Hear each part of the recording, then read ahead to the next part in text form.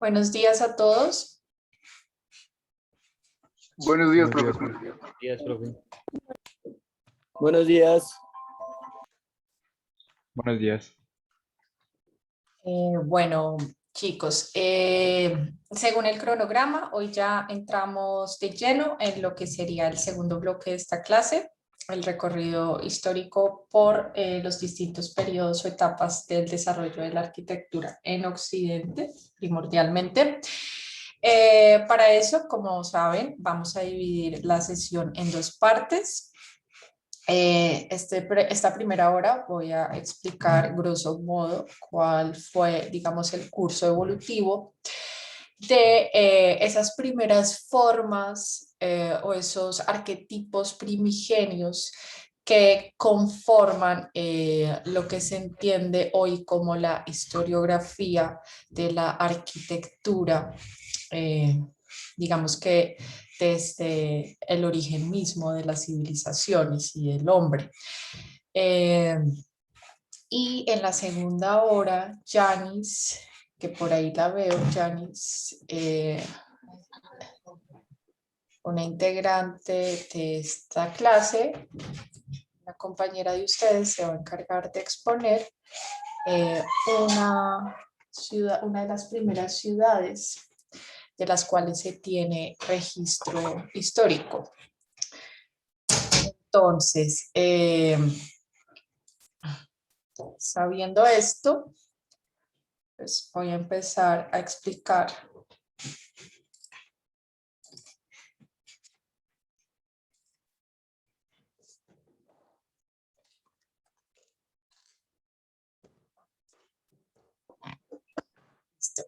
voy a pasar a explicar entonces estos llamados orígenes de la arquitectura. Para eso traje a colación una frase de un teórico moderno muy importante llamado Lewis Mumford. Para quienes lo quieran buscar o googlear, tiene grandes tratados, si se quiere, de arquitectura. Y en una de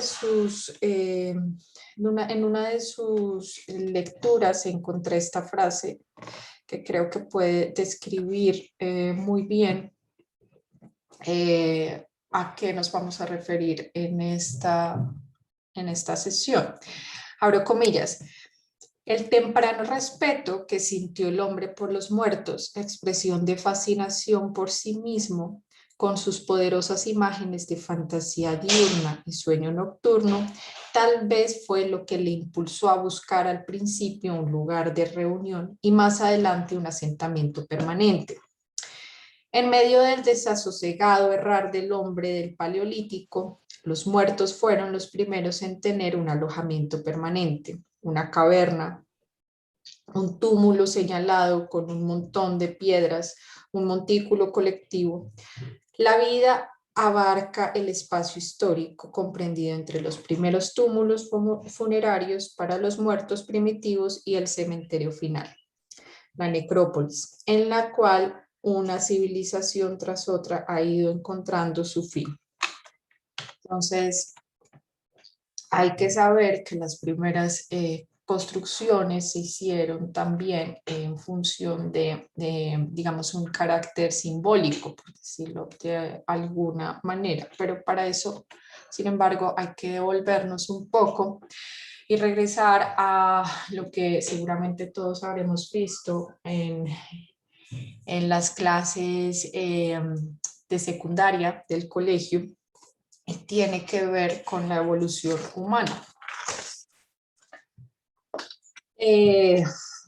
Bueno, pero antes que eso es preciso decir que la arquitectura es cobijo, pero también una forma de comunicación, de representación física del pensamiento y de la ambición del hombre. Es una especie de crónica de las creencias y los valores de la cultura que lo produce. Entonces, este estudio de las primeras arquitecturas suscita necesariamente de cuándo empezaron los seres humanos. Esto me refiero con este pictograma, porque el origen de los humanos viene de la mano con la manera como estos moldearon su entorno vital. Y simultáneamente también formularon una serie de símbolos que le dieron a los que le dieron expresión por medio de la arquitectura. Entonces, esto, ¿qué conlleva o qué implicaciones tiene? Que todo lo que construimos desde los orígenes de la humanidad no está conformado únicamente por la necesidad o no obedece únicamente a esa necesidad de satisfacer un uso funcional, como decían, por ejemplo, los arquitectos modernos de la primera mitad del siglo XX, sino que la arquitectura ha sido concebida siempre como un símbolo de las creencias colectivas. En este sentido, la arquitectura satisface las necesidades tanto psicológicas como fisiológicas de una familia, cuyas instituciones básicas tienen alrededor de 1.000.000 de años de antigüedad. Bueno, se estima que los primeros humanoides hicieron su aparición hace unos 5 millones de años en África Central. Entonces, el origen del hombre proviene justamente del continente africano. El primer antecesor del hombre del que se tiene registro es el primate del género Australopithecus. Haciendo de por acá.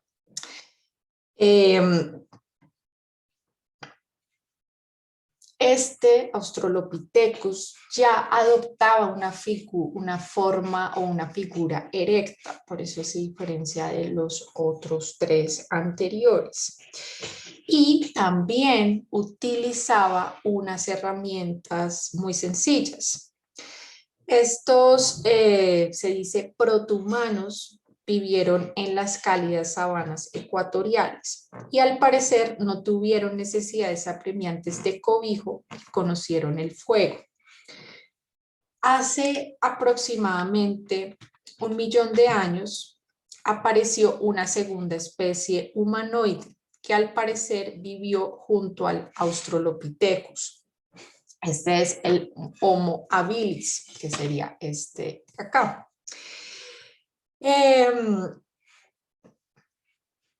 Este se desplazó, humanoide o protohumano se desplazó desde el África Central hacia el norte y obtuvo el fuego por medios naturales. Este inventó el hogar. Y hay un descubrimiento, el descubrimiento de los primeros hogares constituye un descubrimiento científico superior, muy particular. Y es uno que no aparece específicamente aquí, pero se dice que, sí, perdón. Ese primer hogar apareció en Niza, en Francia, y se le denominó Terra Amata, que en griego en latín, perdón, quiere decir tierra amada. Este lugar cobra importancia porque, bueno, además de haber sido descubierto de manera accidental en el año 1965, un arqueólogo estaba estudiando los restos de una serie de utensilios de piedra y por accidente entonces descubrió las hendiduras de donde estaban dispuestas estas, digamos, estas estructuras. Y se estudió pues que allí habitaron esos primeros Homo erectus, configurando una especie de hogar. lo hacían justamente para protegerse y calentarse durante las frías noches.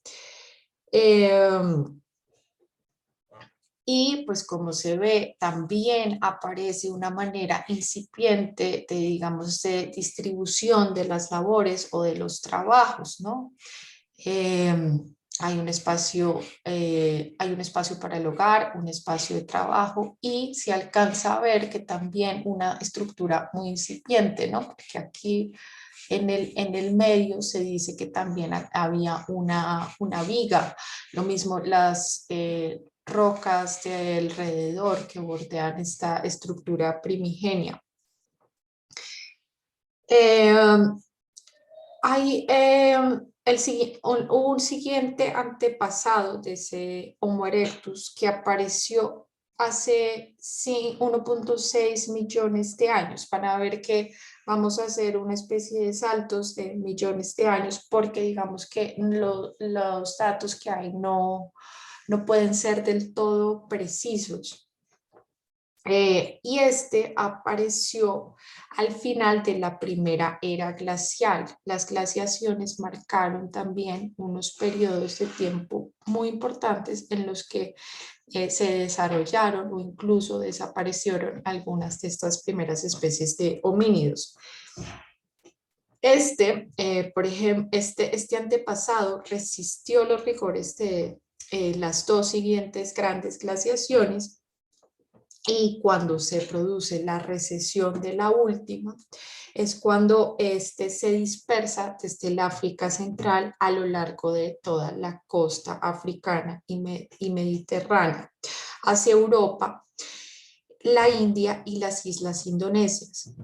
Estos primeros humanos también desarrollaron notables herramientas de piedra tallada y utilizaron el fuego ya, digamos, por medio de una técnica de fricción, ya habían descubierto de alguna manera la manera como se produce el fuego, no era algo producto del azar. Cuando el Homo erectus se desplazó hacia los climas europeos menos benignos, mucho más fríos o extremos, se vio obligado a construir su propio cobijo. Es ahí cuando entonces empieza a desarrollar este tipo de construcciones también. No hay una imagen precisa, pero se dice que son como las primeras formas también de arquitectura, que tenían también unas medidas precisas, un ancho, un diámetro, que ya se hincaban en la arena, digamos, ya tenían una estructura. Llegaban también a alcanzar más de 15, entre 8 y 15 metros de largo por 4 y 6 metros de ancho. Ya había como una idea de refugio, de cubierta, ¿no? Entonces, digamos que esto hablaba, digamos, de una primera necesidad de encontrar ya cobijo, refugio, de asentarse de manera permanente. Los primeros no tenían esa necesidad, puesto que digamos que estaban en un clima cálido. Ahora, debido a las temperaturas extremas de la región europea, pues se vieron forzados a encontrar espacios, a construir asentamientos permanentes. El fuego es importante porque ya nos habla también del sentido de comunidad. El fuego se empleó para la construcción de moradas artificiales y esto nos habla ya de una manera de controlar el entorno y no solamente, digamos, de conformarlo a la propia conveniencia, sino que ya había un incipiente sentido de comunidad y esto se hacía, digamos, a modo colectivo. Después vendría más adelante nacería el primer Homo sapiens sapiens, que es el último. Hay varios, el primero es el neandertal, que nació durante la cuarta era glacial, ya entre los años 350.000 y 225.000 antes de Cristo. Reemplazó al Homo erectus, pero en una primera forma más arcaica. Más adelante, ya durante un periodo interglacial, por eso les decía que es muy importante tener en el radar estos periodos, las glaciaciones, apareció otra forma de Homo sapiens sapiens. Estos se dicen que eran más pesados y fuertes que el hombre actual, pero no tenían esa figura bestial, si se quiere. También se dispersó por el norte del África, de Europa y el Oriente Próximo. Se han descubierto numerosas herramientas de piedra, pero muy pocas construcciones. Por eso se asume que vivían en cavernas. Sin embargo, esto es muy importante. Sí se han podido conocer bastante sobre su vida comunitaria y sobre su concepto de vida. Existía entre estos Homo sapiens sapiens una compleja estructura social en la que se valoraba, nutría y protegía a los ancianos y los enfermos. Los hallazgos indican también que Homo sapiens, esta primera forma de Homo sapiens alcanzó a pensar en términos simbólicos. Desapareció hacia el año 40.000 antes de Cristo y fue sustituido por el hombre actual. Entonces digamos que hay distintas etapas o fases evolutivas de este último Homo sapiens sapiens. Ya es el hombre actual, por decirlo de alguna forma, perfeccionó distintas técnicas a través de varias etapas, etapas que están contenidas dentro del llamado paleolítico. Esto también creo que es un tema recurrente en el colegio. En Europa se han descubierto una serie de asentamientos de ese primer Homo sapiens sapiens. Esta, por ejemplo, es una tipología de Europa oriental, en la que se aprecia una planta bastante uniforme, casi que circular, que era posiblemente abombada o cónica y estaba recubierta de pieles de animales. Esta era la choza del hombre Cro-Magnon, que llegó a alcanzar unos 9 metros de diámetro. También es cierto que se debieron haber alojado grandes grupos familiares que sabían de antemano cómo encender el fuego. Se tiene registro también de algunos alfareros, ya habían personas o miembros de la familia dedicados exclusivamente a la alfarería, pero que se llevaba a cabo de una forma más primitiva en la que la arcilla se mezclaba con huesos triturados. Este Cro-Magnon también celebraba ritos funerarios para enterrar a sus muertos. Se dice que incluso despedían a los muertos con música, evidenciando ya una mayor capacidad intelectual.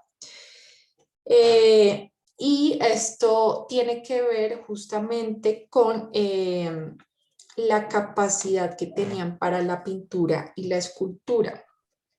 Ellos crearon de manera consciente una serie de dibujos que son los llamados las pinturas rupestres, que ustedes también lo habrán escuchado en otras clases o en el colegio, como señalé.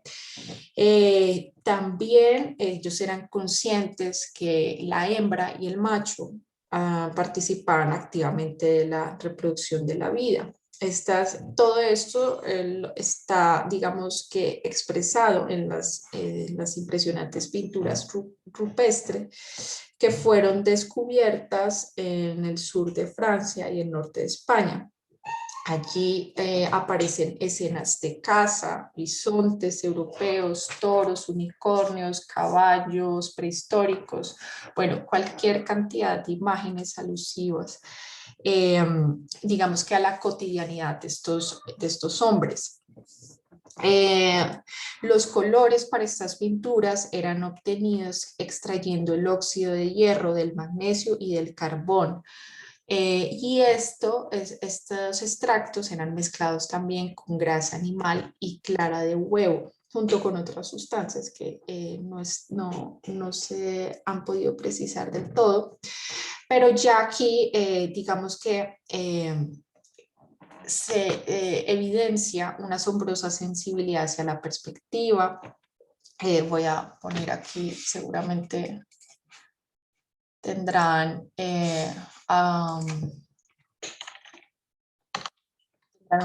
una imagen mental de las pinturas rupestres, pero en todo caso voy a compartir.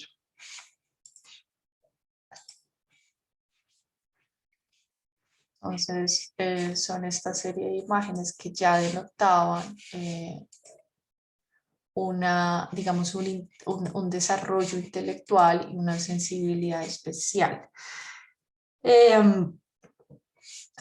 De hecho, se dice que estos desarrollos, digamos, artísticos, no fueron superados sino hasta la llegada de los griegos y de los romanos. También hay algunas cuevas o cavernas donde han aparecido indicios de ritos de fecundidad. No se explican muy bien exactamente digamos, el sentido de muchas imágenes. Se puede asegurar que de pronto tenían que ver con la manera en que ellos buscaban asegurar la muerte de animales difíciles de capturar o prevenir sus ataques.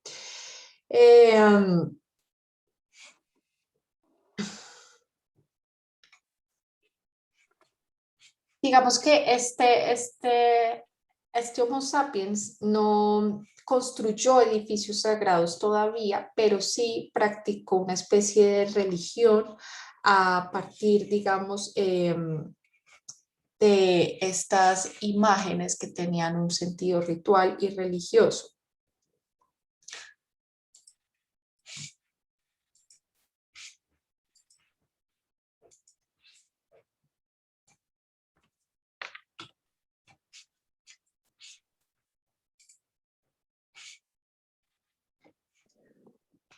Más adelante aparecieron las moradas neolíticas, que es como la nueva edad de piedra, que estuvo marcada por el fin de la glaciación, de la última glaciación. El hombre aquí paulatinamente se convirtió en sedentario, construyendo asentamientos permanentes. Hay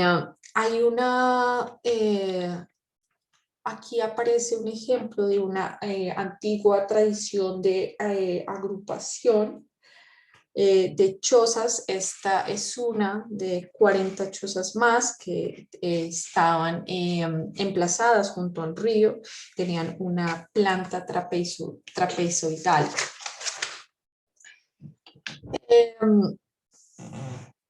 Allí, en estos restos también de asentamientos neolíticos, se hallaron maquetas de arcilla que evidencian también una especie de especialización o división del trabajo. Aquí la estructura social se empieza a complejizar todavía más. Con esto también queda expresado cómo los valores de la sociedad se empiezan a expresar con mayor fuerza o vigor, dejando un poco de lado la vida dedicada únicamente a la subsistencia. Después del Neolítico había una especie de ya conformación de auténticos equipos de trabajo para dedicar las energías a extraer de la tierra grandes megalitos que serían transportados a lugares precisos. Esto podría durar días, semanas, meses, años. Estos fueron o son los primeros las primeras estructuras megalíticas halladas, se denominan menhires. Están conformados por una serie de piedras largas hincadas de manera vertical que pueden adoptar distintos trazados, por decirlo de alguna manera, pueden estar en forma de círculo o en filas paralelas, como esta que está aquí. Y esto lo que connota es la realización de algún tipo de rito. Ya para el año 4000 antes de Cristo, se construyeron un grupo de templos en la isla mediterránea de Malta.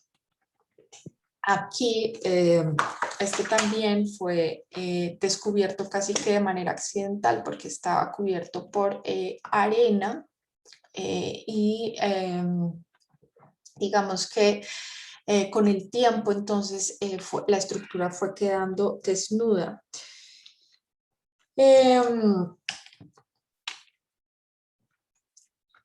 Y pues ya habla, se dice que tenían otra forma inicial que luego fue adoptada por grupos o aldeas posteriores y que constituye un ejemplo de un primer templo religioso con esa forma megalítica que se hizo, que se extendió tanto a lo largo de Europa. Esto proviene de los llamados dolmen o mesas de piedra, que son unas losas losas de piedra que están sostenidas por otras que se encuentran hincadas bajo la tierra. Estos dolmen fueron construidos con fines funerarios. Adoptaban en algunos casos configuraciones más extensas, con paredes paralelas, techadas con numerosas losas y cubiertas de tierra, pero esta, ubicado en Irlanda, que data del año 3000 antes de Cristo, es un ejemplo de los dolmen más elementales, que a propósito, dolmen traduce mesas de piedra.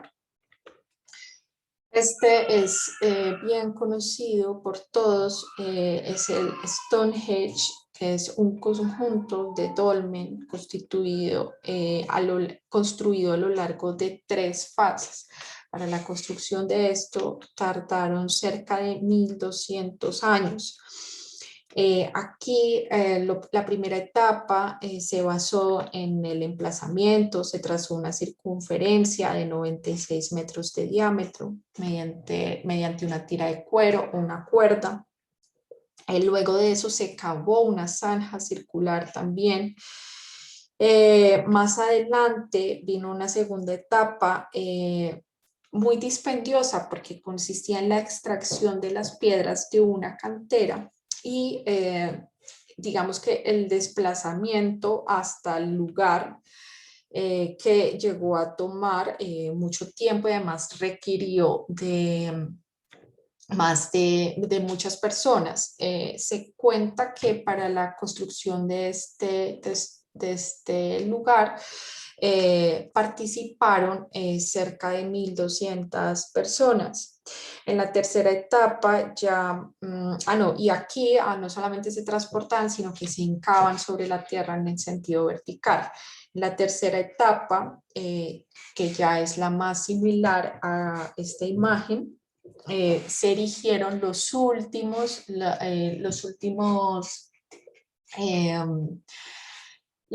mesas de piedra que están al interior de este círculo, que se basan en el concepto de trilito, que son estos 2 pies derechos con un dintel. Y esto es lo que se ubica. Esta es la última etapa que está al interior con estas mismas figuras de trilitos, pero otras que están dentro de esta circunferencia.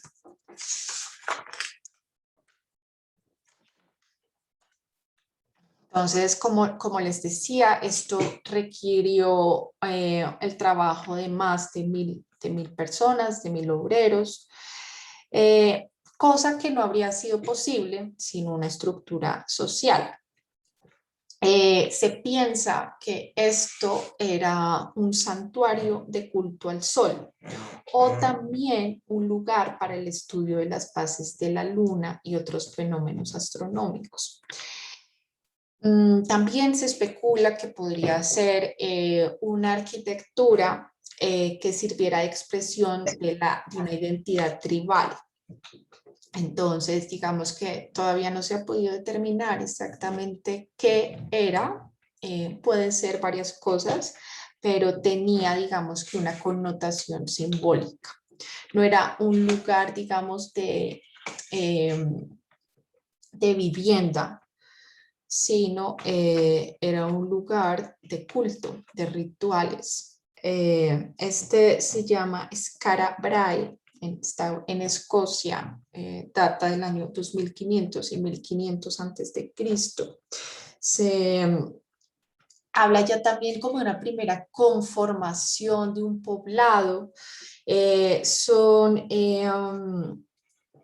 digamos, casas que se encuentran interconectadas entre sí por una especie de callejuelas muy estrechas. Se estima que estaban cubiertas de huesos de ballena. Aquí pues están despojadas de una cubierta, pero originalmente se cree que estaban techadas por medio de huesos de ballena. Esto es como una primera conformación de lo que serían posteriormente las primeras ciudades. Y el origen mismo de las ciudades proviene justamente de la adaptación al clima. Y esto no pudo ser sin el fin de las eras glaciales, porque digamos que ya las condiciones medioambientales eran mucho más favorables para los asentamientos permanentes. Entonces, fue en ese momento cuando los hombres, los Homo sapiens sapiens, se establecieron en asentamientos permanentes, en donde también introdujeron la domesticación de animales, y esto estuvo estrechamente vinculado también con el desarrollo de la agricultura. Nada de esto se habría sido posible sin el desarrollo de la arquitectura, de la agricultura, perdón, que se dio a partir del año 8000 antes de Cristo. Bueno, entonces tenemos que con el inicio del periodo neolítico se alteraron los patrones de actividad humana, las herramientas evolucionaron y los cambios más importantes se dieron tras la evolución de la agricultura. Las organizaciones sociales se complejizaron y con ello se requirió de nuevas tipologías edilicias. Catalhayuk es una de las primeras ciudades de las que se tiene registro. Esta se ubicaba al sur de Anatolia, actual Turquía. Existía desde el año 6500 antes de Cristo y ya contaba con cerca de 10.000 habitantes. Se hallaron restos de bronce, lo que da pie a pensar que allí también se gestaron los inicios de la Edad de Bronce. Hay también otras, pero ya Yanis nos explicará un poco más sobre esta primera ciudad. Hay otras ciudades, las mesopotámicas, que son consecuencia también de la plantación de semillas, que después debían ser almacenadas, cuya cosecha debía ser almacenada en ambientes resistentes a la humedad. Esto requirió también de unas nuevas formas arquitectónicas, lo mismo que pasó en el sur de Mesopotamia, que como les dije es la tierra que está comprendida entre el Tigris y el Éufrates, donde además se desarrolló la escritura como medio complementario para la transmisión de la memoria humana. Estas primeras grandes ciudades mesopotámicas se emplazaron alrededor de estos dos ríos, el Tigris y el Éufrates. La arquitectura urbana era primordialmente en adobe y ladrillo crudo. Los espesores de los muros eran bastante gruesos y estaban recubiertos por una capa protectora de ladrillo cocido. Los únicos vestigios que hay de esta arquitectura prehistórica son estos zigurats, que consisten en grandes pirámides escalonadas con rampas laterales ascendentes y un templo en la cúspide. Siempre estaban coronados por un templo. Esta es la antigua ciudad de Uruk, en donde se halló este templo bautizado el Templo Blanco por el color enlucido que cubría la sala, una de las salas interiores. Este templo estaba dedicado al dios de la luna en esta ciudad sumeria, y que fue erigido entre el año 3500 y 3100 antes de Cristo. Estos conjuntos de zigurats son unas masas sólidas de barro que en su interior también contienen ladrillos. Las fachadas están recubiertas de capas muy gruesas, como dije. Estas plataformas se van sucediendo a medida que van ascendiendo. Mediante amplias escaleras rectilíneas es que se asciende hasta el templo que lo corona. Bueno, como resumen, hay que decir que los albores de la cultura humana son difíciles de ubicar en el tiempo. Se puede decir que las chozas primigenias que veíamos acá son el origen de la arquitectura. Con la ampliación de los asentamientos humanos, vinieron de la mano también con el desarrollo de la agricultura, pues se empezaron a agrupar estas primeras arquitecturas, ¿no? Y a conformar poblados, luego más adelante aldeas, y luego ya al final ciudades. Lo que también vino acompañado de otros desarrollos, como dije, la agricultura, la escritura, que estaba dada mediante códigos de símbolos. Las primeras civilizaciones están datadas las primeras ciudades se datan también en ese valle del Tigris y el Éufrates. Si no me equivoco, son de la región de Sumeria o el pueblo sumerio, que provino de la conversión de una zona anteriormente pantanosa en una de gran fertilidad por medio de la desecación y canalización y el riego. Entonces, con el desarrollo de la agricultura justamente fue posible, digamos, convertir una zona en un espacio habitable, en donde fue posible también desarrollar ciudades de un mayor tamaño.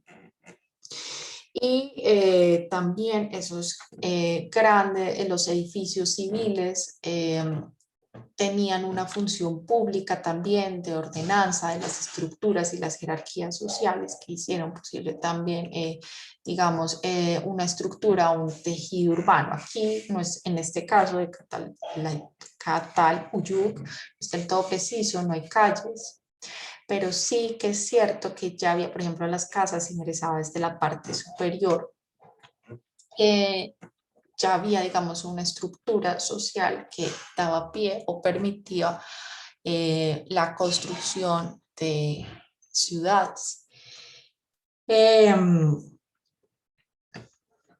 Esto sucedió, digamos, de forma paralela con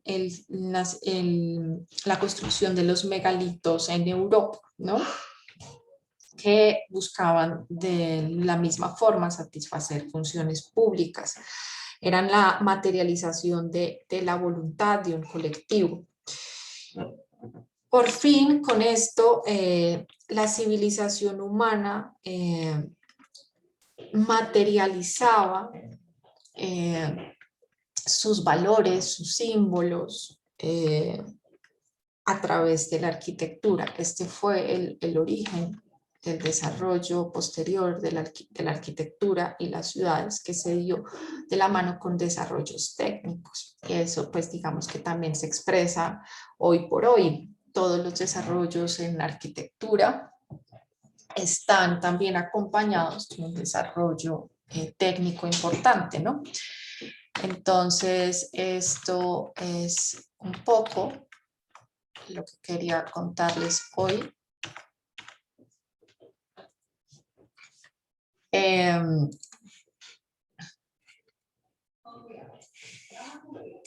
Antes de darle la palabra a Yanis, quisiera saber si tienen alguna pregunta.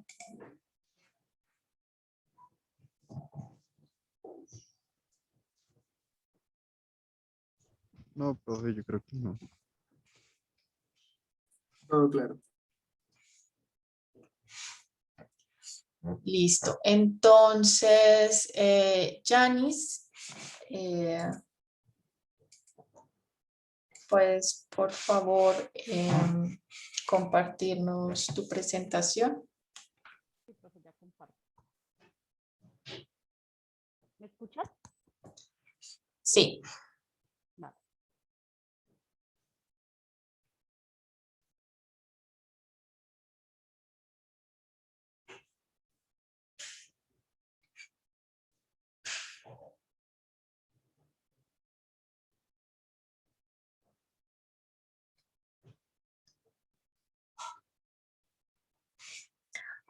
Aunque creo que te escuchamos un poco como bajito, creo. ¿Ahí me escuchas? Está muy bajito. Ya está mejor, sí. Ahí. Sí.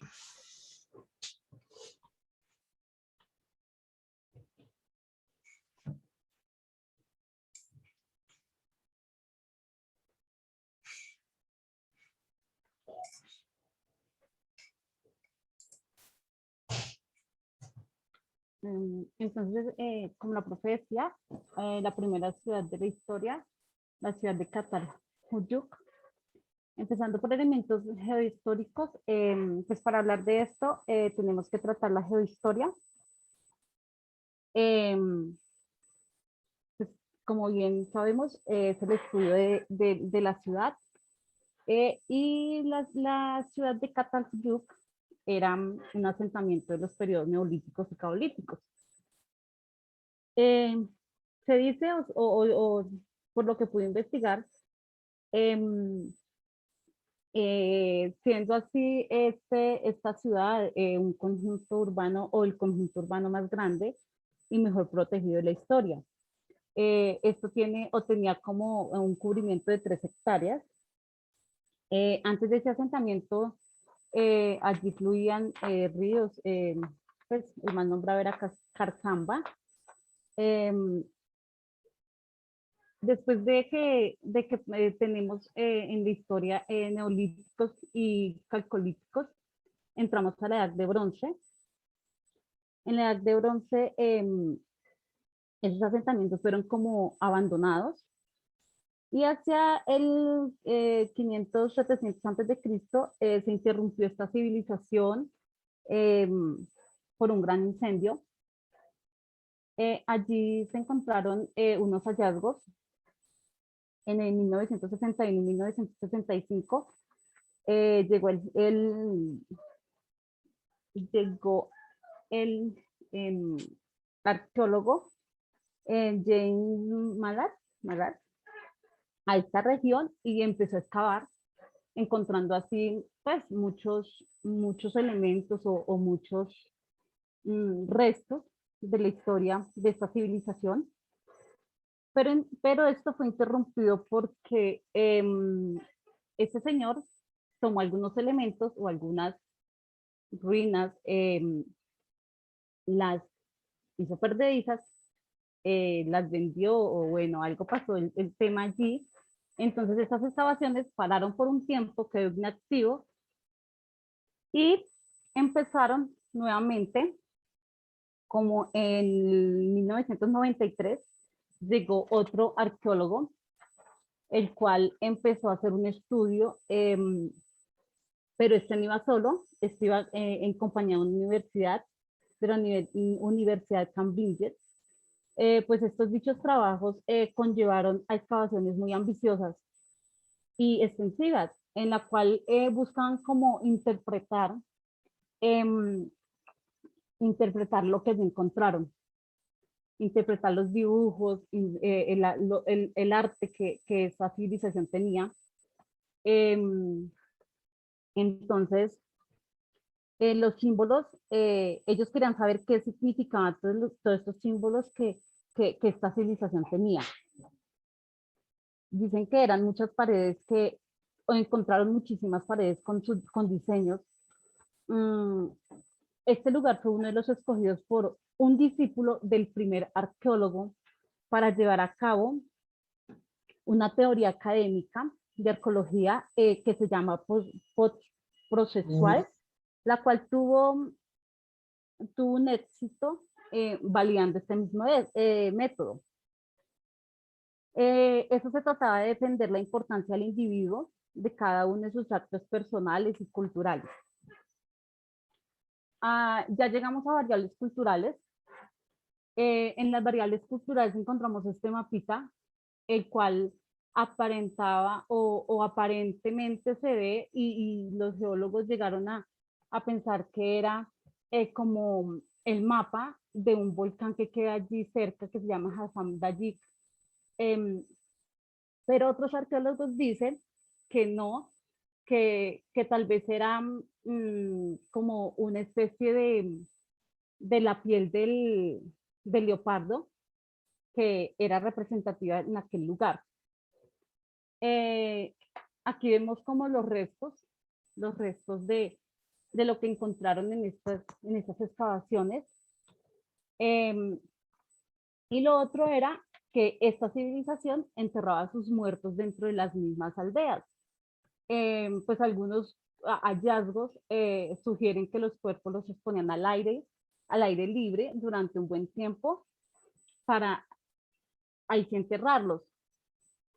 Lo otro que predominaba allí era como la caza de animales, aunque algunos investigadores no han encontrado templos claramente identificables, pues es indiscutible que las tumbas, los murales y las figuras que esta civilización tenía poseían una religión compleja. Era muy rica en simbologías y que unía ciertas salas o abundantes en tales hallazgos. encontramos la configuración urbana, que esta imagen ya la vimos con la profe. Esta región era bastante salvaje y en sus proximidades existían zonas pantanosas, pues en las que abundaban los leones, las gacelas y por ende el leopardo. En cuanto a las montañas, se extendían por el sur y las zonas oestes. Estas estaban pues pobladas, como dije ahora, de leopardos y osos. Pues también es cierto que en sus bosques también proporcionaban abundante madera. Catalhuyuk formaba parte de una construcción urbana y civilización agrícola. Pues era como la forma de ellos pues de pronto traer su comida. Entramos aquí está una imagen de lo que lo rodea, lo que puede rodear lo que podía rodear esta ciudad.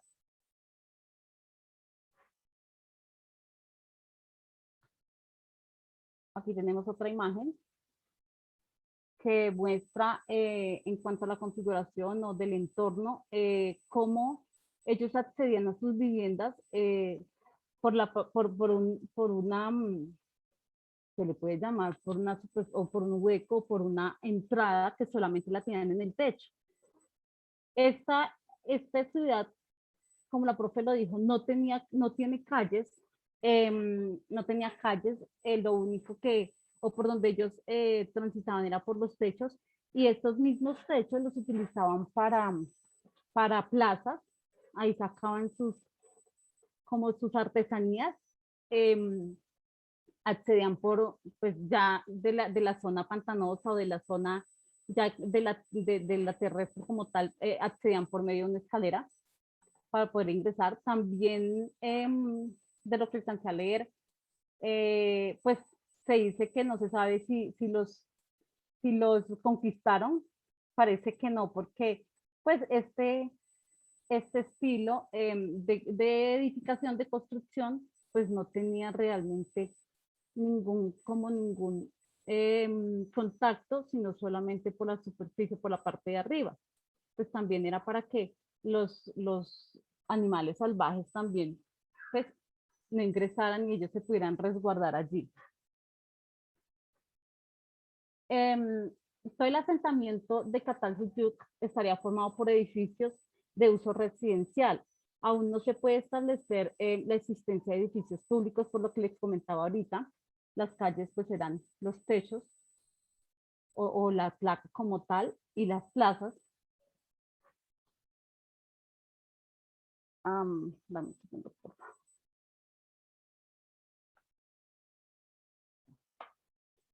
En el transcurso, ya entramos aquí a persistencias, en el transcurso de los siglos fueron renovándose y restaurando las viviendas, pero pues de todas maneras conservaban como su arte y su modelo. Aquí vemos como lo que ellos hacían, el arte que tenían. Aquí está la entrada como por medio de escalera y los espacios que manejaban dentro de la aldea o dentro de la vivienda como tal. Esa es otra, o esta es una de las fotos de prácticamente las últimas, porque esto fue la UNESCO lo tomó como patrimonio, y entonces ellos hicieron como una cubierta para que esto no se pierda. En cuanto a la ubicación, donde está ubicada Catalhuyuk, perdón, está ubicada en Anatolia, Turquía, en región de Europa y América del Norte. ¿Qué rodea esta ciudad? La rodean pues en principio unos ríos, la rodean pues más civilizaciones, o más, entre ellas Konya, y ya vemos aquí pues el resto como de límites que tiene la ciudad.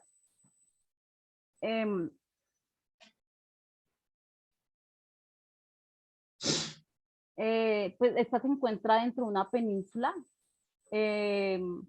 bajo un cerro situado en la llanura, esta llanura aquí, esta de Konya, y a unos 320 kilómetros de distancia de la ciudad de Ankara, de esta ciudad.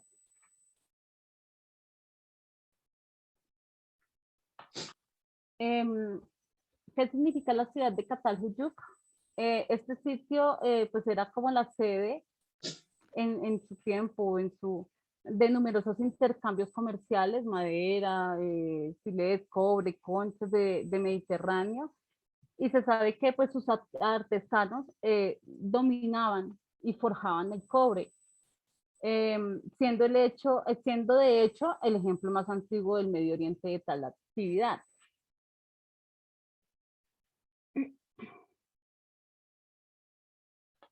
En cuanto a estructuras, aquí vemos, era la estructura de esta ciudad, pues en muchas, o lo que muestra, estructura y materiales eran ladrillos, piedras, la mayoría de edificios estaban o eran en ladrillos.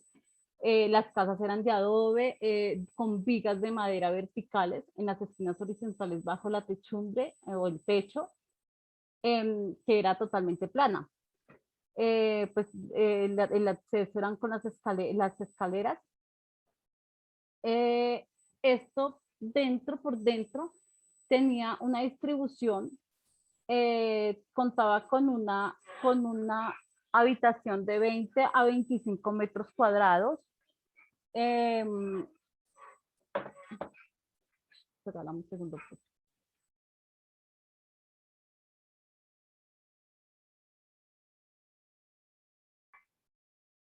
Un espacio amplio, y en ese mismo espacio tenía otro espacio bien amplio para cocina y de pronto ciertas reuniones que podrían tener allí.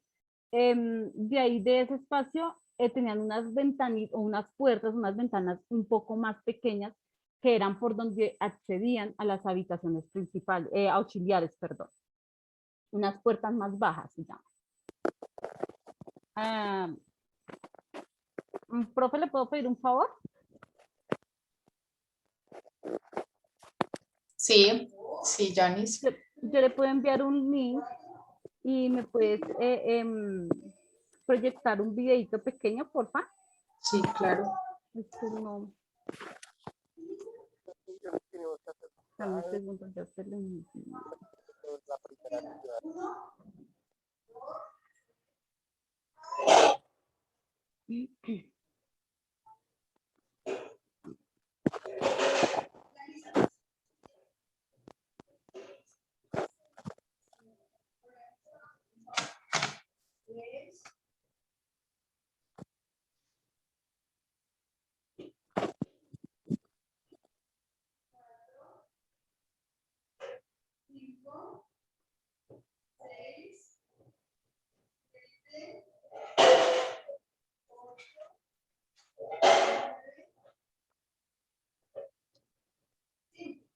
Pero si quieres, Janice, envíalo acá al chat del grupo para que me sea más fácil. Ya, pues, ya mira. Espera, dejo de presentar esta.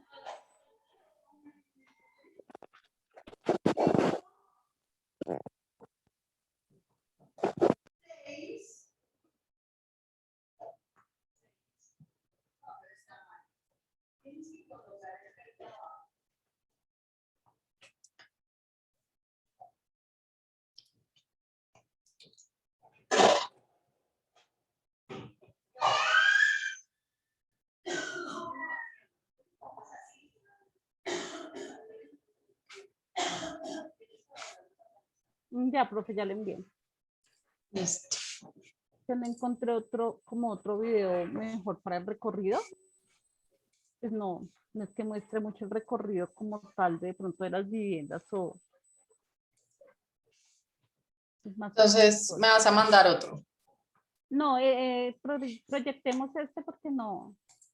Estuve buscando en estos días otro video, pero no encontré otro como más ilustrativo en cuanto a viviendas.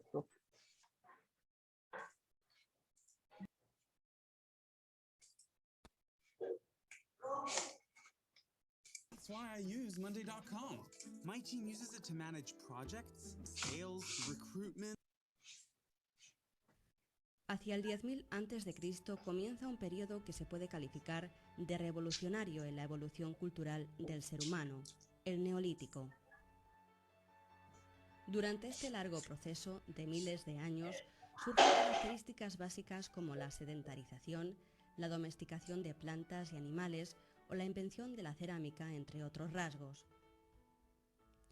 Uno de los focos neolíticos más importantes es la península de Anatolia, en Turquía, con yacimientos como los de Kayonu, Kafer-Huyuk o Azilar. Pero el más interesante y uno de los más llamativos a escala mundial es el de Çatalhöyük. Se trata de una gran superficie urbana que tuvo su fase culminante de ocupación hacia el séptimo milenio a.C., integrando cerca de 13 hectáreas pobladas por varios miles de personas.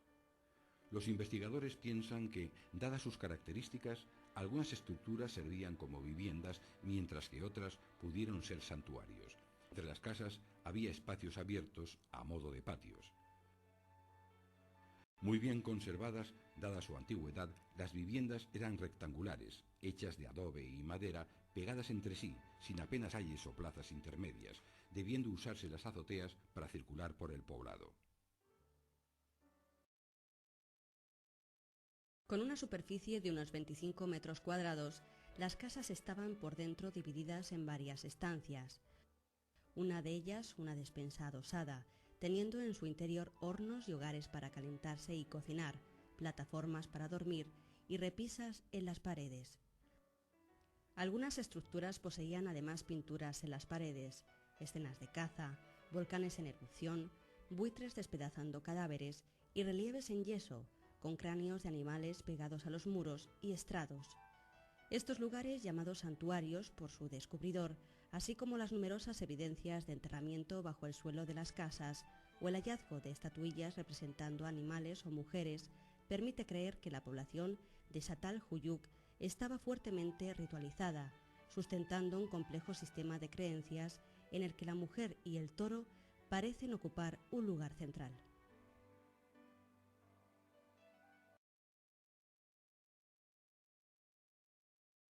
Muchas gracias, profe. Ya. Vale, Yanis, gracias. Ay, perdón un momento. Listo, me pareció importante eso último que dijeron en el video, ¿no? Que esta primera sociedad estaba, digamos que no dominada, pero sí que la mujer tenía un lugar preponderante, ¿no? Sí, señora. Profe, lo otro que se me olvidó decirles es que esta civilización, pues dicen que era analfabeta, por eso no se encontraron escritos ni nada de ellos. No tiene ningún hallazgo en cuanto a este tema. No hay escritura. Sí, señora. A diferencia de otras que mencionamos ahora. Sí, señora. Y con respecto a ese papel preponderante de la mujer, ¿encontraste algo más? Es llamativo. No, profe, por eso no lo tomé en lo que yo hice, porque dejé el video, que lo explicara, que lo dijera el video, porque no encontré. No tiene sino solamente como el textico y ya no es más lo que dice de este tema. Si hubiera sido bueno haberle encontrado más información. Sí, interesante. Y bueno, entonces a propósito de eso que me pareció particular, ¿qué opinan, chicos, del hecho de que las sociedades de hoy, las que han predominado a lo largo de toda la historia más reciente, sean patriarcales? ¿Qué habrá pasado? ¿Qué creen que pueda explicar por qué una sociedad, la ciudad de Çatalhöyük, digamos, rindirá culto a la figura de la mujer y luego más adelante ya esto hubiera tomado otro sentido ya subsiguientes, los subsiguientes desarrollos urbanos, que la mujer haya adquirido un papel o un rol secundario.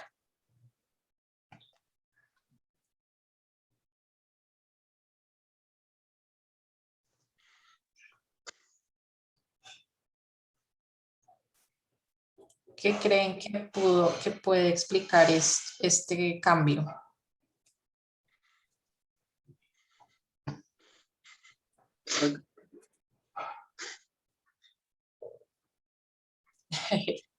Dice Camilo Mora, difícil la pregunta, ¿no? Es válido especular, ¿qué creen?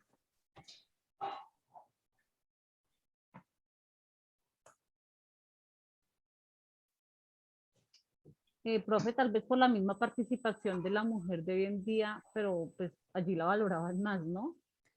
De pronto tenían muy, en estas civilizaciones o en este tiempo tenían como muy en cuenta lo que la mujer hace en el hogar, en cuidar los niños y este tema. Yo creo que es más por pues, saber valorar o estas civilizaciones valoraban más el trabajo de uno como mujer en casa. El tema de la reproducción de la vida, ¿sí? ¿Te refieres a eso? Que había, en un comienzo había conciencia sobre ese papel que desempeñaba la mujer en esos términos, en la reproducción de la vida. Sí, cierto, puede ser. Yo tampoco lo tengo claro, no sé muy bien la respuesta, no sé si es porque los hombres se dedicaban eran cazadores y en ese sentido pues tenían más fuerza o si ya digamos eso vino después con el cristianismo, con el relato de Adán y Eva, no sé, ¿qué creen ustedes? En que la mujer representaba, digamos, esa figura pecaminosa, la tentación, etcétera. ¿Tendrá algo que ver eso? Profe, otro temita también puede ser por las clases sociales, que en ese tiempo no existían clases sociales, sino que todo era como equitativo, tanto para el hombre como para la mujer, creo yo, o creería yo. No habían esas jerarquías aún, ¿o sí? No, por ejemplo, en la civilización que yo estudié, no, dice que no se tiene constancia, pero que pues no, tampoco se dicen sí, no, en cuanto a clases sociales, que todo era muy equivalente, o sí, equivalente, tanto para hombres como para mujeres, para niños y todo lo que existiera. Entonces no había como esa jerarquía de que yo soy el hombre, soy la mujer, entonces que debe ser más abajo la mujer que el hombre. Ok, sí, puede ser. No habían unas estructuras muy delimitadas o muy rígidas en cuanto a lo social.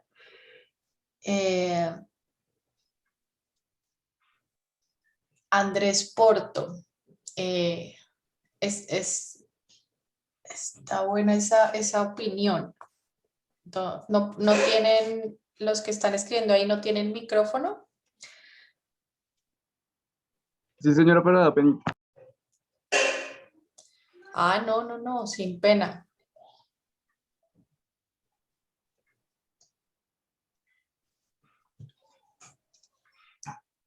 ¿A qué te refieres con esa adoradas de una manera extraordinaria?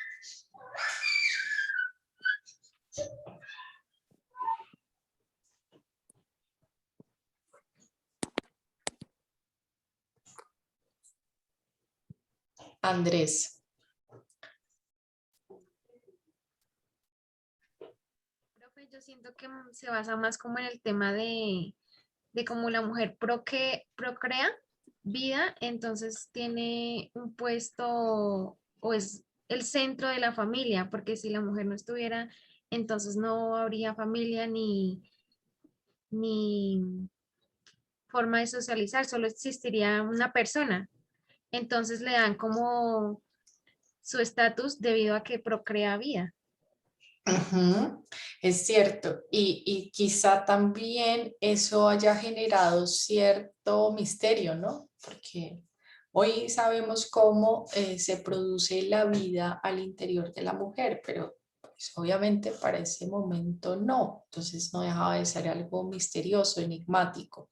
Yo creo que puede también tener que ver con eso, que nos explicaban cómo la mujer podía concebir vida.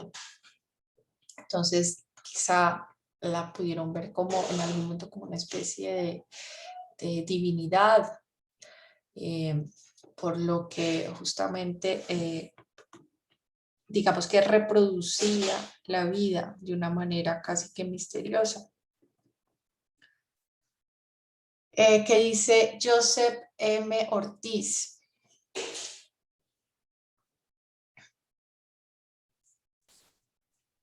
Profe, pues en mi opinión yo creo que tiene que ver más con la religión, porque por ejemplo acá en Latinoamérica pasaba lo mismo. Antes de que llegaran los españoles, la mujer tenía un rol como de, de matriarca, que era adorada y eso. Ujú. Pero ¿crees que ese cambio se debió a la religión? Sí, en cierta parte sí. ¿A la Hay religión, religiones, al cristianismo? sí, al cristianismo, incluso todavía allá en Medio Oriente hay unas religiones que son así como muy, como así por decirlo así, machistas con las mujeres, como el Islam y todo eso. Ah, sí, sí, sí, sí, eso es tremendamente fuerte en contra de las mujeres. Ujú. Sí, ok, bueno, gracias, Joseph. Y Juan Vargas.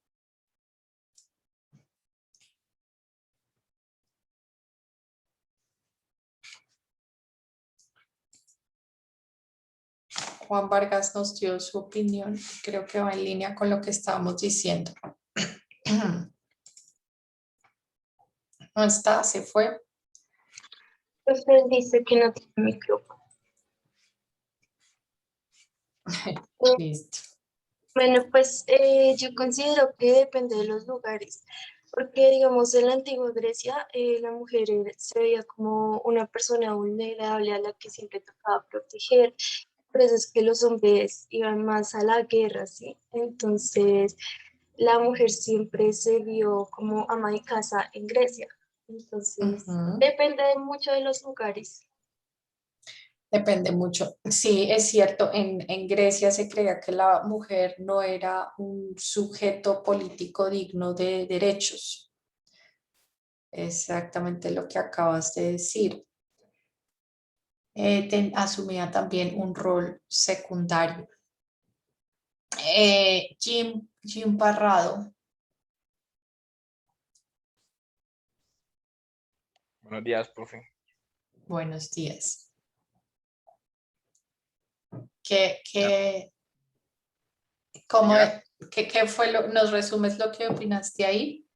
nada, profe, pues que según pues un día que inclusive ayer pues que estábamos haciendo digamos parte digamos del trabajo, pues entonces también digamos en una lectura que me di cuenta que digamos siempre en esa época estaba como más dedicado a dioses, pero literalmente era como más a mujeres. Entonces, precisamente era más que todo a mujeres pues porque digamos consideran como algo maravilloso el hecho de que una mujer pues pudiera dar vida. Entonces, digamos que en una parte importante es más que todo por eso, porque digamos la mujer en ese entonces pues consideran algo como que, uy, vean pues una mujer da vida, entonces pues algo como por decirlo así tan maravilloso, pero pues ahorita digamos pues lamentablemente ya no es como tan importante, pero pues digamos que en ese entonces sí. Entonces sí tiene que ver, ese comentario que he hecho un poco es en tono especulativo, sí tiene que ver con que creían que eran diosas por poder dar vida, ¿sí? Sí, señora. Ok, muy bien. Entonces sí había algo de misterio encarnado por la figura humana, la figura de la mujer, perdón. ¿Alguien más quiere opinar algo al respecto?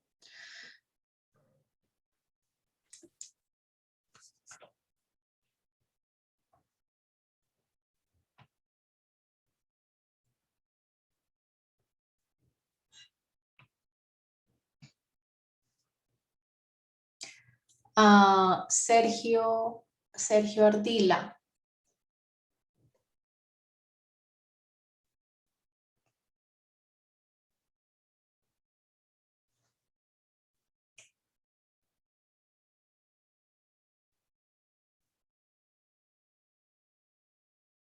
Ujú. Sí, eso también es cierto, Sergio. ¿Dónde está Sergio? ¿O no tiene micrófono?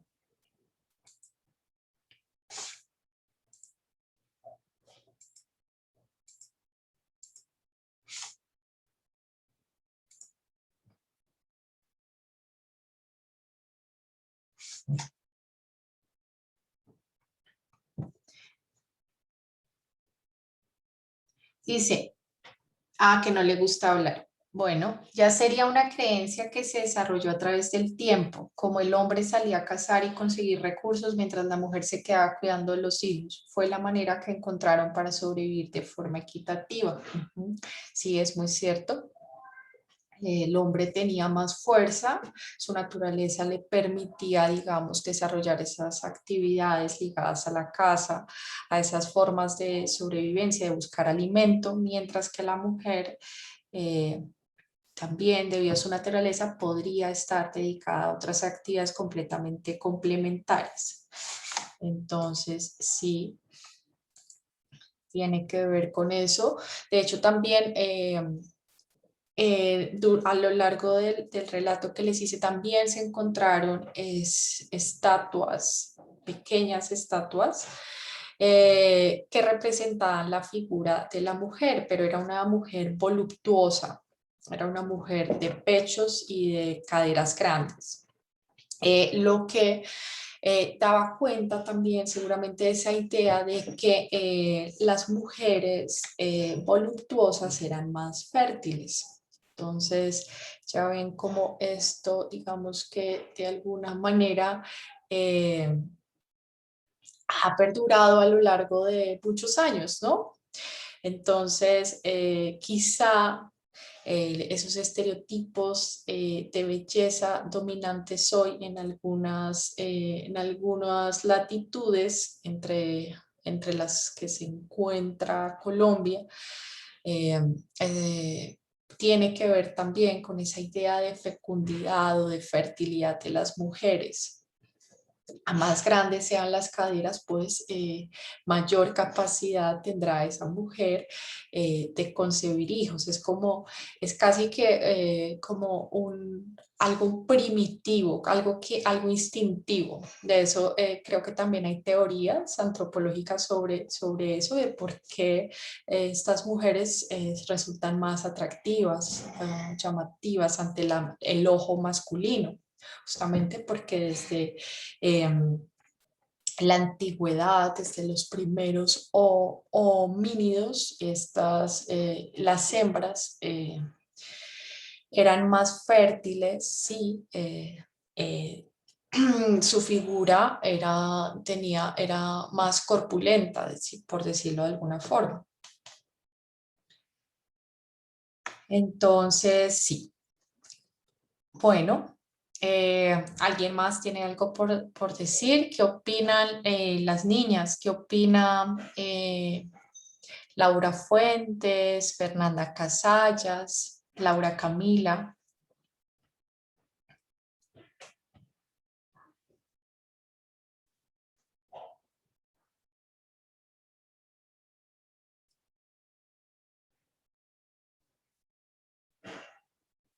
¿Creen que, digamos, esos estereotipos de belleza tienen un trasfondo también, digamos, no sé cómo decirlo, como primitivo? Eso que acabo de decir, de que eso también aparece en la Biblia cristiana, dice Laura. Creo que puede también depender de la cultura de la sociedad, porque Ujú. digamos, en el antiguo Egipto, si no estoy mal, la mujer era una gran matriarca, tenía mucho poder. Entonces Ujú. depende, digamos, lo que le favorezca a la sociedad, lo que le convenga. Entonces puede que minimicen a la mujer, pero ellos saben que la mujer puede tener grandes conocimientos. Ajá. No, muy bien. Sí, entonces es relativo, varía de cultura a cultura, pero estamos hablando aquí de la antigüedad, pero hoy por hoy se ha extendido la figura patriarcal, ¿no es así? Y esto quizás sí se deba entonces al cristianismo, puede ser. Bueno, claro que, como decía el compañero Joseph, también hay otras culturas de Oriente donde esto, digamos que se recrudece un poco, ¿no? Esas sociedades patriarcales son mucho más, como decirlo, misógenas, es decir, que hay un odio, una especie de repudio por la mujer. Y Laura dice que los hombres deben sostener la casa y la mujer realizar las labores de esta. Sí, eso es cierto y también es particularmente interesante que eso sí se haya mantenido hasta hace muy pocos años, hasta el siglo XX. El hombre salía al trabajo, iba, digamos, a conseguir el pan del día y la mujer se quedaba en casa también al cuidado de los hijos, confinada al ámbito doméstico. Entonces ya vemos cómo en algunos casos sí se ha reproducido esa manera de entender las dinámicas del núcleo familiar desde la antigüedad, desde hace miles y cientos de miles de años hasta hoy. Sí, es cierto. Los árabes pueden tener 4 esposas, sí, por eso se habla del harem de mujeres. Es algo relativo que va cambiando de cultura a cultura.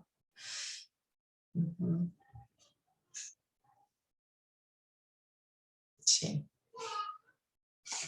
Bueno, ¿y qué piensan de esa idea de que la arquitectura es una forma de transmitir memoria, de transmitir símbolos?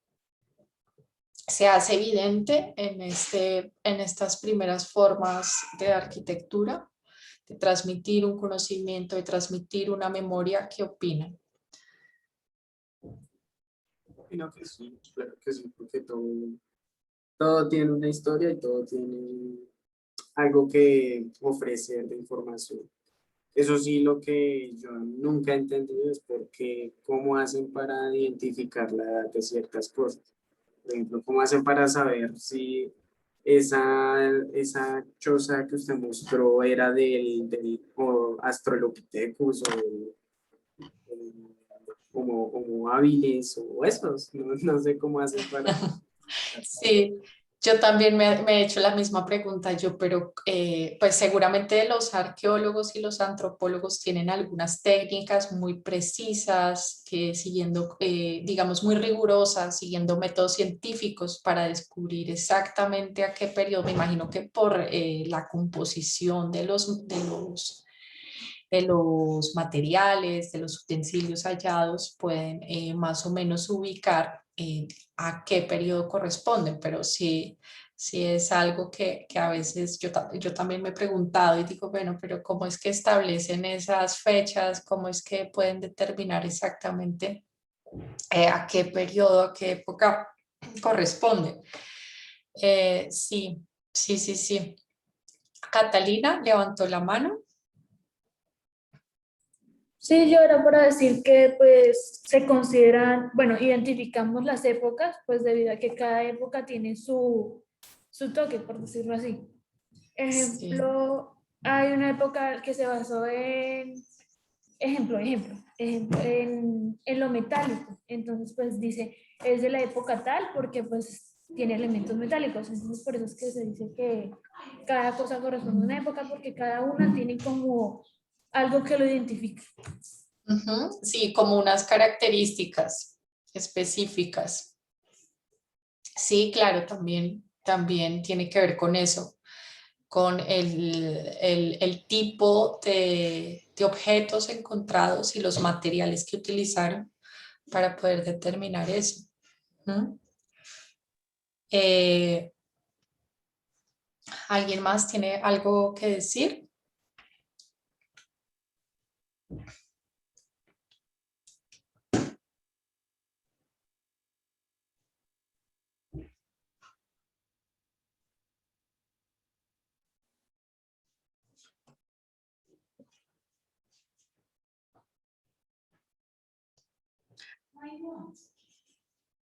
Dice Andrés Porto. Digo que sí, ya que se diversifica una serie de progresos al transcurrir del tiempo usando técnicas, espacios, lenguajes y señas para una mejor expresión. Ujú. Es cierto. ¿Y creen ustedes que la arquitectura puede llegar a ser más poderosa incluso que el lenguaje? ¿O que, digamos, la escritura? ¿O Pues yo digo que sí, porque, sí? por ejemplo, antes no existía la escritura y se Ujú. comunicaba por medio de la arquitectura, entonces pues puede que sí sea bastante fuerte para superar la escritura y la lectura. Ok, sí, es cierto, existió mucho antes que se desarrollara la escritura y el lenguaje, por lo visto. También por el desgaste de las cosas, ¿no? Sí, porque el libro eventualmente puede llegar a desaparecer, pero estas formas arcaicas primigenias todavía están en pie. Eso resulta increíble, ¿no? Impresionante. ¿Quién más? Profe, Sí, pues yo pienso que sí, porque mira que desde la antigüedad la arquitectura se ha visto desde los comienzos, ¿sí? sí. Antes de que la escritura y el lenguaje, el ser humano pues se comunicaba construyendo,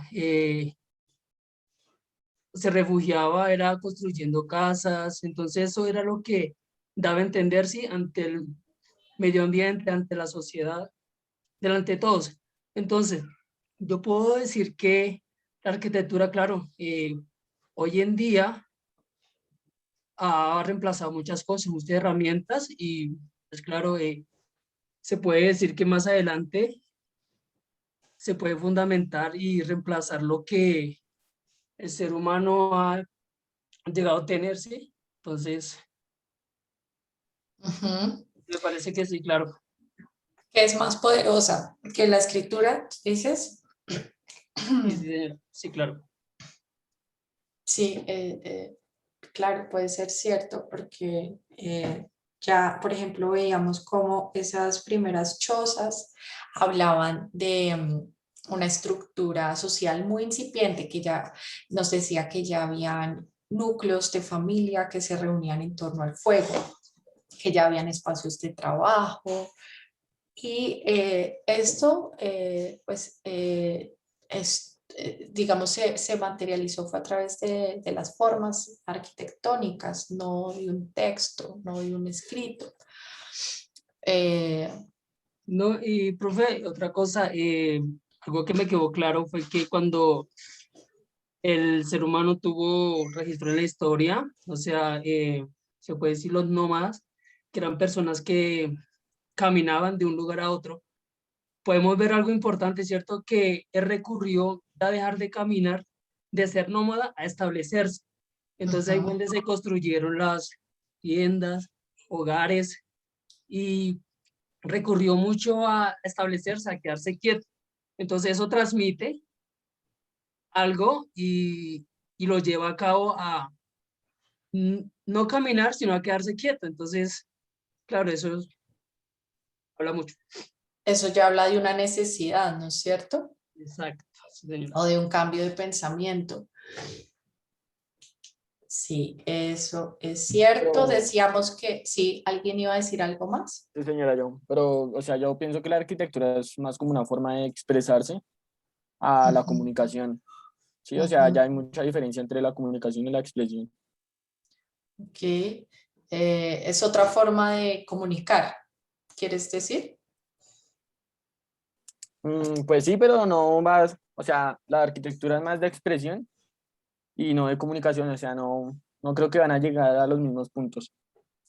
O sea, expresa algo, pero no pretende comunicar algo, ¿quieres decir? Sí, más o menos así.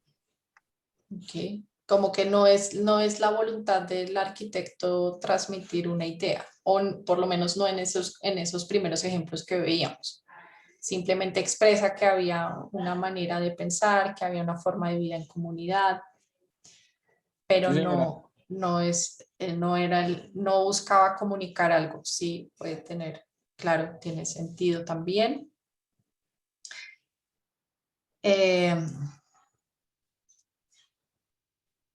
¿Quién más quiere decir algo sobre el tema de Profe, discusión? Ujú. profe, pues yo pienso, pues si nos remontamos a lo antiguo, pienso que si trata era, o sea, en esa época trata de comunicar algo en el sentido de que si lo vemos de cierta forma, la persona, por decir así, las grandes cuevas eran de la gente más poderosa, las grandes casas era la gente más poderosa, sin necesidad de discriminar tanto las personas que tenían de pronto un sitio donde habitaban algo más pequeño, eran las personas como por llamarlo así de cierta forma, un ejemplo, de bajos recursos. Entonces, en ese orden de ideas, de pronto sí tratan de comunicar de que si usted tiene la casa más grande, más bonita, que yo tengo más que quizás la persona que no tiene los mismos recursos, es decir, o sea, la misma casa, las mismas comodidades, como algo así, pienso yo, ¿no? Ok, entonces, pero ¿a qué ejemplo te refieres donde se podían visualizar ya como esas diferencias? Y ya cuando nos remontamos, digamos, a la antigua Grecia, se veía mucho eso. O sea, los grandes palacios, los grandes templos eran para digamos, para los dioses, para personas muy importantes en esa época. Ya lo más inferior era pues, para la población normal.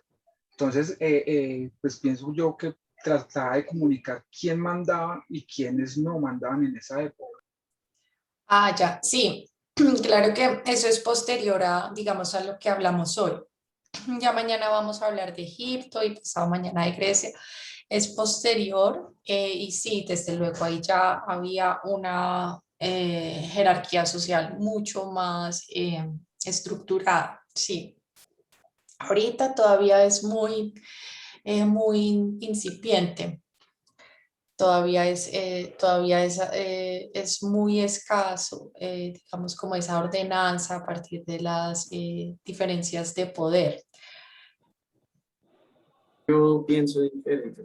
O sea, yo digo que la época que ahorita vimos, ahí no existía tanto eso lo de los estratos.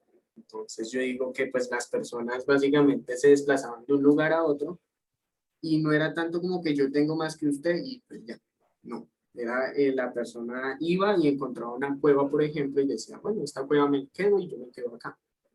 Era así lo primero que encontrara. Después, a la época, es así lo de Grecia y eso, ya como tenían más pensamiento y decían como que yo tengo ideologías de que hay alguien, siempre tengo que seguir a alguien superior que yo, superior a mí. Entonces, hacían los templos sagrados de sus dioses, sus nuevas culturas, ¿qué? Sus entregas de algo, por ejemplo, como hacían con Dionisio, que le hacían una obra de teatro y toda esa vuelta. Ajá. Sí, también probablemente porque ahí ya la población aumentó. Entonces, para ordenar esa cantidad de personas, pues era necesario, digamos, eh, hacer una división del trabajo, establecer esa especie de jerarquías entre clases dominantes y otras dominadas. Creo que también hace parte de una necesidad de organización social debido pues también al aumento de la población. Entonces sí, al comienzo pues eran grupos un poco dispersos que se desplazaban de un lugar al otro, que tenían el fin último era la sobrevivencia, más que digamos la conformación de grandes estructuras sociales y consiguientes ciudades. Al principio era más el tema de sobrevivir al día a día. Veíamos como si justamente en las cuevas habían pinturas alusivas a la caza de animales, a la vida cotidiana. Entonces creo que estaba, a pesar de que ya había una organización social, no era tan compleja como pues veremos más adelante ya en Grecia o en Roma. Ujú. Y Andrés Porto dice que la arquitectura trabaja tanto en una forma expresiva como en una comunicativa que transmite una seguridad o un punto de partida para tomar una organización. Ujú. O sea, él dice que expresa, pero también comunica. También tiene un fin de comunicar una idea. Sí. Eso se hará con el tiempo, se hace más patente. Transmite una seguridad, un punto de partida para tomar una organización. Sí. Y vemos cómo dependiendo también las civilizaciones antiguas, unos adoptan unas formas y otros otras. Los egipcios veremos que adoptaban formas abstractas, mientras que los griegos perseguían formas naturalistas que evocaran la naturaleza, y dicen los estudiosos de la historia del arte que esto tiene que ver con su propia cosmovisión.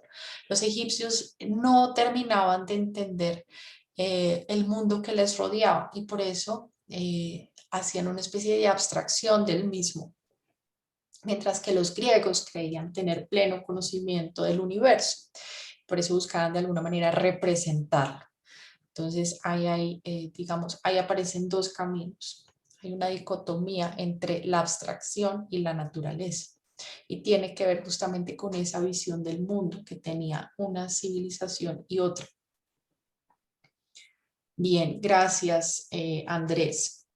¿Alguien más tiene algo que comentar sobre este tema?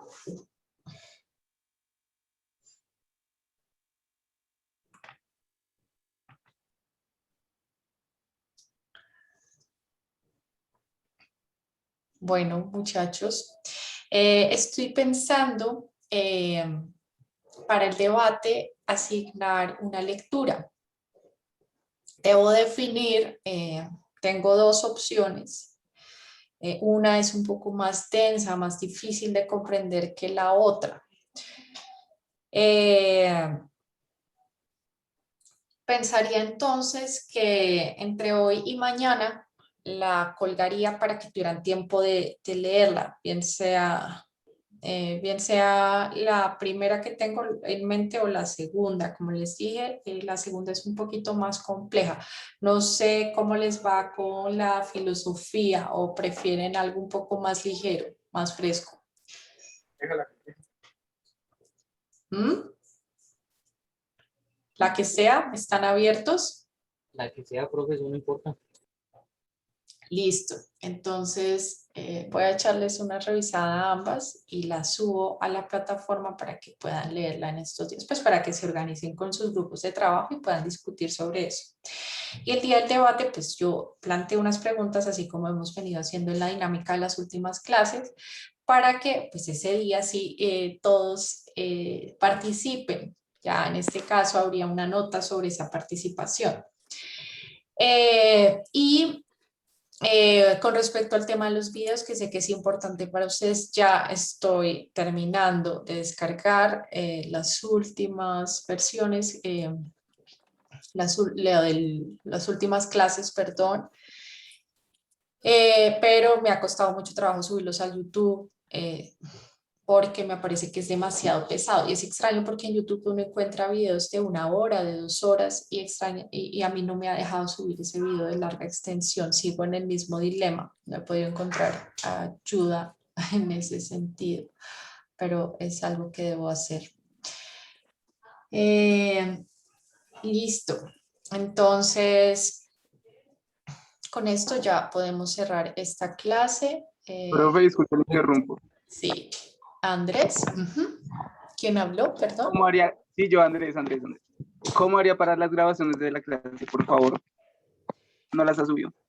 Sí, por eso estoy diciendo que las tengo que subir al YouTube y que estoy terminando de descargar las últimas el viernes para poderlas subir. No sé, creo que en otras clases lo han hecho así en YouTube, ¿no es cierto? Sí. Exacto. Entonces, No sé cómo hacer, no tengo un colega a quien preguntarle cómo hacer para subir las clases que son de mayor, pues que los videos que son de mayor extensión, no sé por qué no me lo permite. Entonces, es lo que les dije, es algo que no he podido resolver, pero están ahí. Yo tengo, pues tengo los videos, estoy descargando los últimos, pero los tengo ahí. No sé si se puedan compartir por WeTransfer. ¿Eso se podrá hacer? ¿Por qué? Por WeTransfer, esos correos que permiten enviar archivos muy pesados. Profe, yo creo que sí, porque yo he manejado archivos de planos que son también pesados. Yo creo que sí se puede por WeTransfer. Sí, entonces también lo puedo intentar por ahí, pero entonces igual, o sea, se los mandaría como lo tengo ahora, igual me tocaría agregar para poderlo subir a la plataforma porque la universidad lo pide. Entonces, Profe, ¿y sí, para cuándo sería el debate? para la otra semana, yo creo que el lunes. Entonces, Vale. Y otra cosita que te quería preguntar antes de, es que no entendí algo sobre la exposición, la parte en recorrido. Hay una parte que, pues, como una subtrama que es programa, no entendí muy bien cómo se podría explicar eso. bueno, eso depende del edificio porque eso es un edificio muy antiguo, pues seguramente no tendrá un programa muy específico, no van a poder explicarlo en términos de, digamos, área social, área privada. El programa se refiere, digamos, al objetivo, a la función que cumple el edificio. Entonces, digamos, si tienen un templo religioso, pues entonces el programa es un templo. Vale, profe, gracias. Listo. Bueno, si no hay más preguntas, entonces nos vemos mañana. Profe, una pregunta. Sí, Jim. Para confirmarles si de pronto, pues nosotros somos de exposición, nuestro tema es parte, no en Atenas. Para confirmar si nos toca mañana, ¿cierto? Pasado mañana. ¿Pasado mañana? Sí. Ok, profe, muy amable, gracias. Gracias, profe, hasta luego. Bueno, Gracias, profe, hasta que luego. estén Gracias, bien. profe. Gracias, profe. Gracias. Que tenga buen día, profe. Hasta luego. Que estén muy bien. Buen día, Gracias, buen día, profe. gracias.